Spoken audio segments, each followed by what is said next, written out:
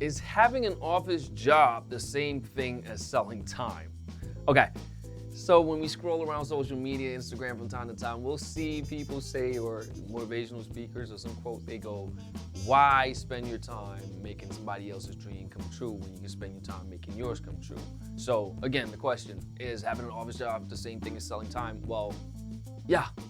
That's exactly what it is. That's the transactional dynamic that's intrinsic in the whole thing of having a job. You render a service in exchange for pay.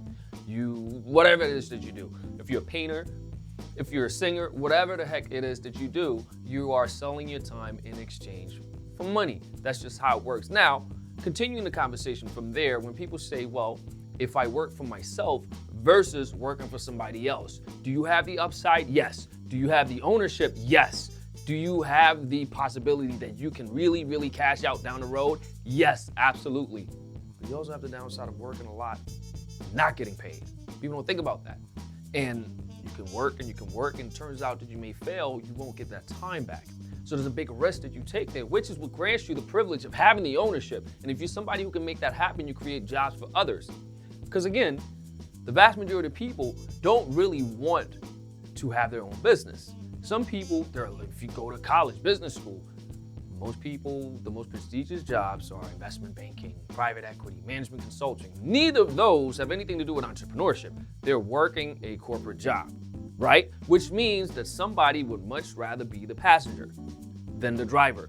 And there's nothing wrong with that because, again, not everybody's meant to lead. There have to be people that follow, and that's the majority, not the minority.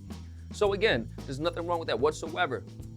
But when you're working and you don't get equity, but you get paid, you have a guarantee that you get paid no matter if the owner makes money or not. So there's always a trade-off with anything that you do. If you want to work for yourself, just expect that you won't get paid for a lot until you do. And if you work for somebody else and you have a contract and you're working there, you'll get paid. You may not get ownership, you may, but probably not. But you'll get paid every time, no matter if he gets paid or not. And that's the luxury and that's the trade-off. And remember, not everybody wants to go out there and work for themselves. Some people just have it just fine going out there, having a safe, secure, steady job, and then living life from that. So let us know what you think. What are your thoughts? Do you think your job is the same thing as selling time, which it is? Or other thoughts about what we just talked about right now? Let us know in the comments.